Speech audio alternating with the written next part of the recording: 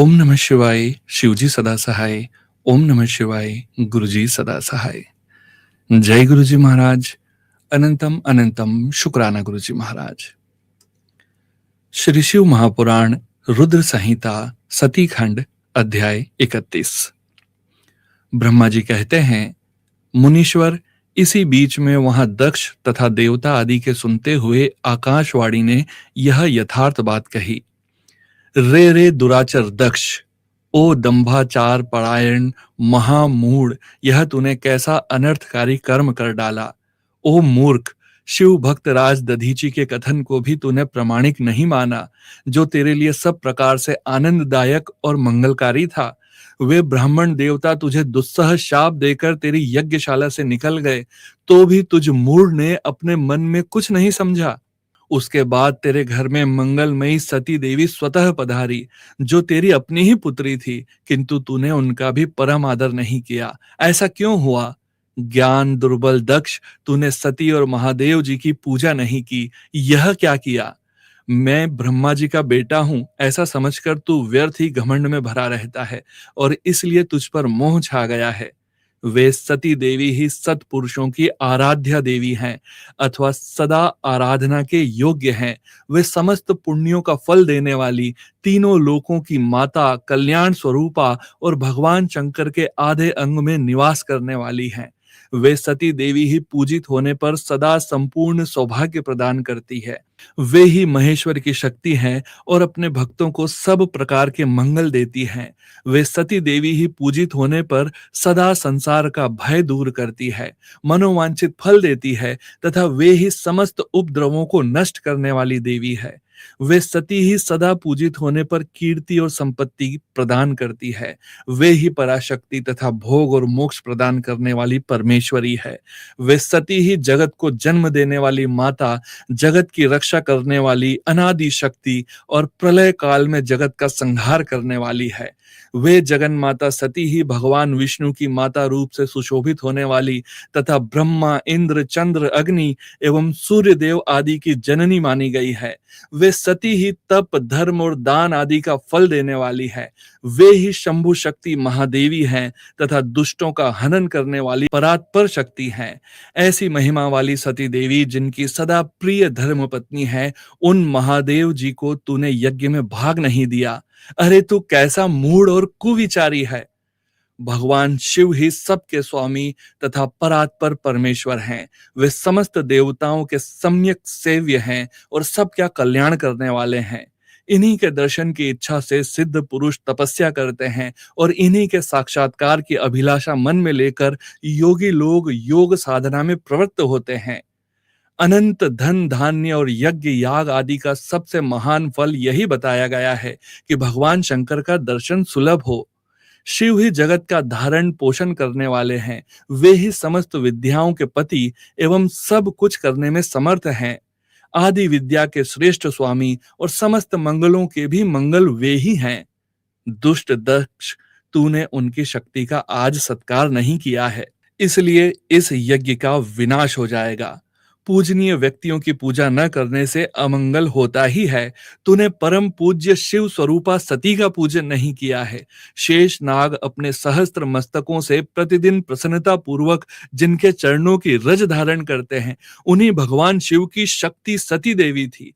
जिनके चरण कमलों का निरंतर ध्यान और सादर पूजन करके ब्रह्मा जी ब्रह्म तत्व को प्राप्त हुए हैं, उन्हीं भगवान शिव की प्रिय पत्नी सती देवी थी।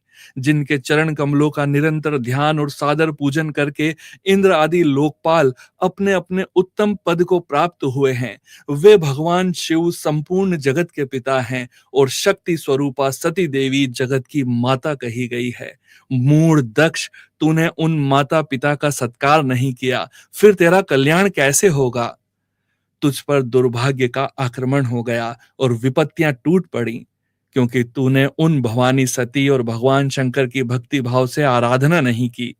कल्याणकारी शंभु का पूजन न करके भी मैं कल्याण का भागी हो सकता हूं, यह तेरा कैसा गर्व है? वह दुर्वार गर्व आज नष्ट हो जाएगा। इन देवताओं में से कौन ऐसा है जो सर्वेश्वर शिव के विमुख होकर तेरी सहायता करेगा? मुझे तो ऐसा कोई देवता नहीं दिखाई देता। यदि देवता इस समय तेरी सहायता करेंगे तो जलती आग से खेलने वाले पतंगों के समान नष्ट हो जाएंगे। आज तेरा मुंह जल जाए, तेरा यज्ञ का नाश हो जाए और जितने तेरे सहायक हैं वे भी आज शीघ्र ही जल मरे। इस दुरात्मा दक्ष की जो सहायता करने वाले हैं, उन समस्त देवताओं के लिए आज शपथ है, वे तेरे अमंगल के लिए ही तेरी सहायता से विरत हो जाएं। समस्त देवता आज इस यज्ञ मंडप से निकलकर अपने अपने स्थान को चले जाएं, अन्यथा सब लोगों का सब प्रकार से नाश हो जाएगा। अन्य सब मुनि और नाग आदि भी इस यज्ञ से निकल जाएं, अन्यथा आज सब लोगों का सर्वथा नाश हो जाएगा। श्री हरे और विधातः आप लोग भी इस यज्ञ मंडप से शीघ्र निकल जाइए। ब्रह्मा जी कहते हैं, नारद संपूर्ण यज्ञशाला में बैठे हुए लोगों से ऐसा कहकर सबका कल्याण करने वाली वह आकाशवाणी मौन हो गई।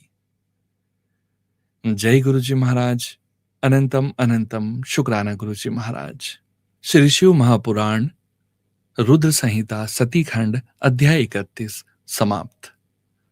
जय गुरु जी महाराज। अनंतम शुक्राना गुरु जी महाराज। श्री शिव महापुराण रुद्र संहिता सती खंड अध्याय 32। ब्रह्मा जी कहते हैं, नारद वह आकाशवाणी सुनकर सब देवता आदि भयभीत तथा विस्मित हो गए। उनके मुख से कोई बात नहीं निकली। वे इस तरह खड़े या बैठे रह गए मानो उन पर विशेष मोह छा गया हो।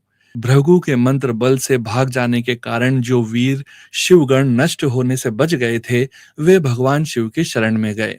उन सब ने अमित तेजस्वी भगवान रुद्र को भली भांति सादर प्रणाम करके वहां यज्ञ में जो कुछ हुआ था वह सारी घटना उनसे कह सुनाई।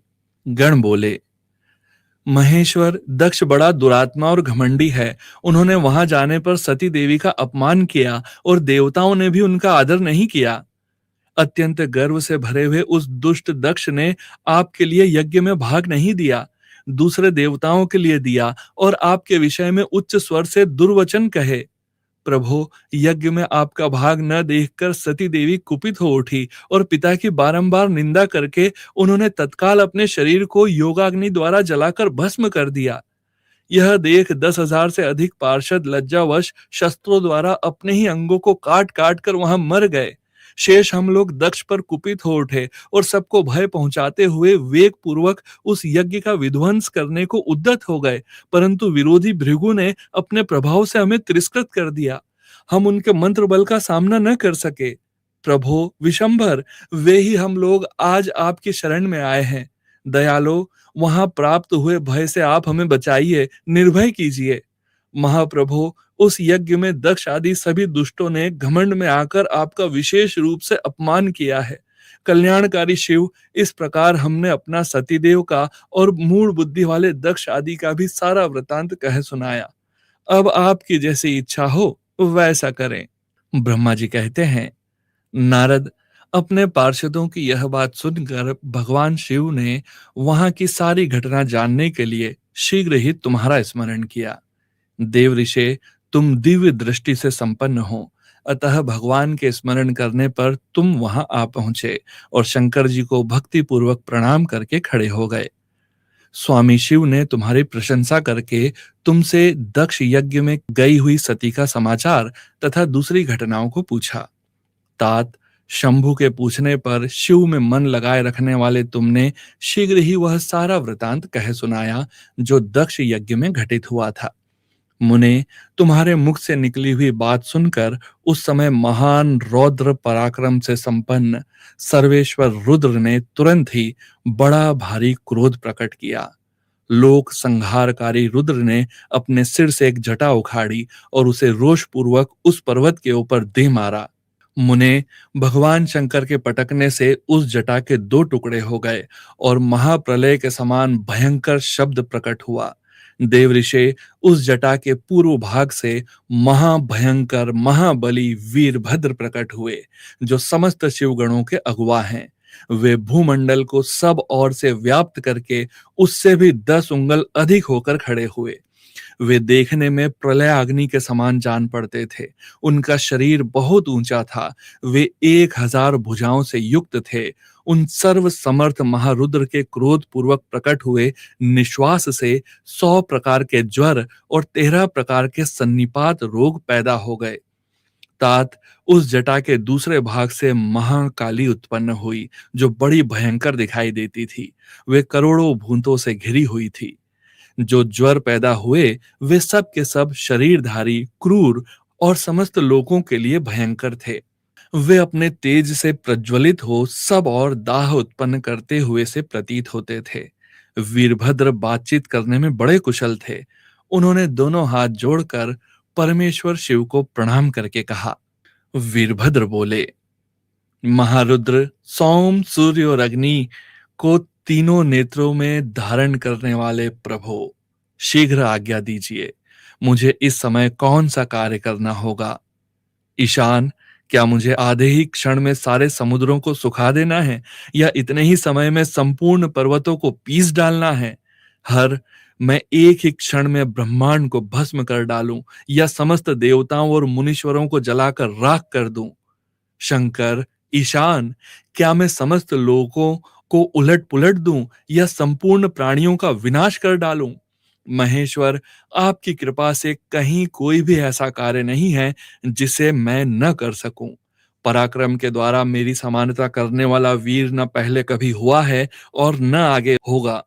शंकर, आप किसी तिनके को भेज दें तो वह भी बिना किसी यत्न के क्षण भर में बड़े से बड़ा कार्य सिद्ध कर सकता है, इसमें संशय नहीं है।